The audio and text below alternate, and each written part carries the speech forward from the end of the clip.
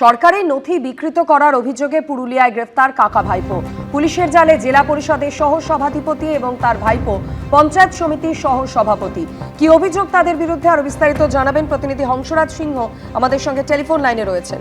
হংসরাজ, দেখো, যেটা জানা গেছে কি সরকারি নথির বিকৃত করার অভিযোগ রয়েছে তিনজনের বিরুদ্ধে। তার মধ্যে মূলত হচ্ছেন কি পুরুলিয়ার জেলা পরিষদ সহ সভাধিপতি হচ্ছেন সুজয় বন্দ্যোপাধ্যায় এবং তার ভাইপো কৃপাসুন্দর ব্যানার্জি ওরফে ধরম ব্যানার্জি। তিনি হচ্ছেন পুঞ্চা পঞ্চায়েত সমিতির সহসভাপতি। এর পাশাপাশি পুঞ্চা পঞ্চায়েত সমিতির পূর্ত কর্মাধ্যক্ষ চরণ পাহাড়ি দাস, তার বিরুদ্ধে অভিযোগ রয়েছে কি তারা সরকারি নথি বিকৃত করছিল এবং সেই কারণে কিন্তু গতকাল রাতে গভীর রাতে তাদেরকে গ্রেপ্তার করে। যেটা বোঝা যাচ্ছে কি বিজেপির পক্ষ থেকে কিন্তু গত 7 তারিখেও এই চলতি মাসের 7 তারিখেও তাদের এই চরণ পাহাড়ি দাস এবং কৃপাসিন্ধু ব্যানার্জির বিরুদ্ধে অভিযোগ হয়েছিল কি তারা সরকারি নথি বিকৃত করছিল। সেই সময় পুলিশ যে তাদেরকে সেই সময় গ্রেপ্তার করে এবং তার বিরুদ্ধে স্থানীয় পুঞ্চা বিডিও তাদের বিরুদ্ধে একটা অভিযোগ করেছিলেন। কিন্তু যদিও তাদের 8 তারিখে বেল হয়েছিল, কিন্তু এই ঘটনাক্রমে তদন্ত পুলিশ করছিলেন এবং সেই তদন্ত ভিত্তিতে যেটা জানা গেছে কি সুজয় ব্যানার্জির নির্দেশে কিন্তু তারা এই কাজগুলো করছিলেন বলে বিজেপির তরফ থেকে কিন্তু অভিযোগ করা হয়েছিল। এই অভিযোগের ভিত্তিতে গতকাল রাতে তাদের 3 জনকে গ্রেফতার করে। আজ তাদেরকে পুরুলিয়া জেলা আদালতে তোলা হবে। ধন্যবাদ। কলকাতায় ফের গ্রেফতার তৃণমূলের প্রাক্তন কাউন্সিলর। পুলিশের জালে কলকাতা পুরসভার 129 নম্বর ওয়ার্ডের প্রাক্তন তৃণমূল কাউন্সিলর অঞ্জন দাস গ্রেফতার করা হয়েছে, তার সঙ্গী ভোলা সরকারকেও। 14 তারিখ পর্যন্ত তাদের পুলিশ হেফাজতের নির্দেশ দিয়েছে আদালত।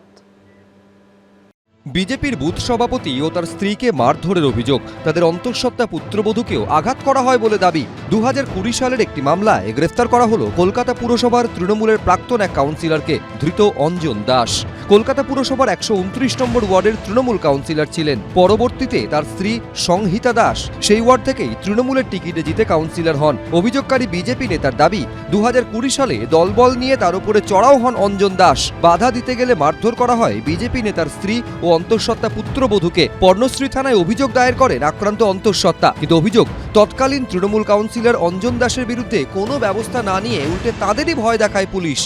অভিযোগ দায়ের করেছিলাম, আমার পরিবার থেকে অভিযোগ দায়ের হয়েছিল, তখন কোনো পদক্ষেপ নেওয়া হয়নি। এটা আমাদের কাছে আমরাই এটাই জানতাম যে কোনো রকম পদক্ষেপ নেওয়া হয়নি।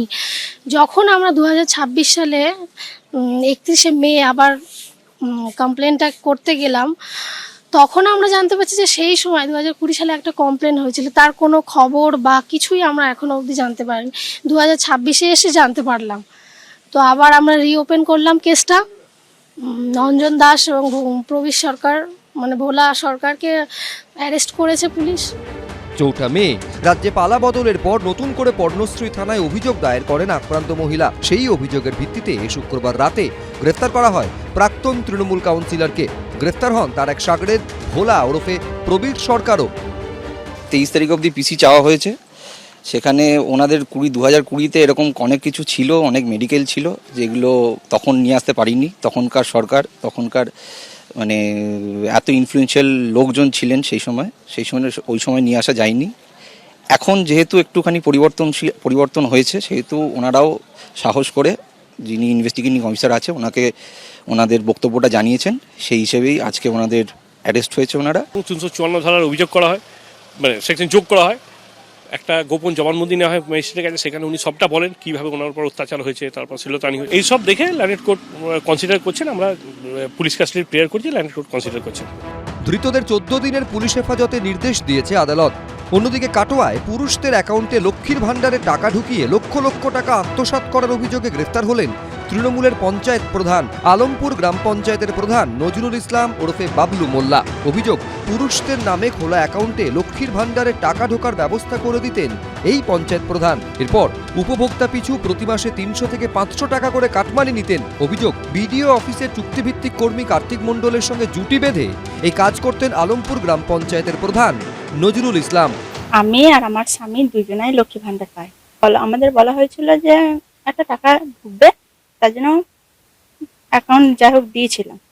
পরে জানছি যে এরকম লক্ষ্মী ভাণ্ডার ঢুকলে 300 নিত, 700 নিতেন, এরকম কার্তিক মণ্ডল ওইটা করে দিয়েছিল বলে নিত। এদের বিরুদ্ধে প্রশাসন তদন্ত নিয়ে যেন কঠোরভাবে এদের শাস্তির ব্যবস্থা করে। পঞ্চায়েত প্রধানকে গ্রেফতার করা হলেও এখনো পুলিশের নাগালের বাইরে আর এক অভিযুক্ত। ময়ূখ ঠাকুর চক্রবর্তী, প্রবীর চক্রবর্তী, রানা দাস, এবিপি আনন্দ।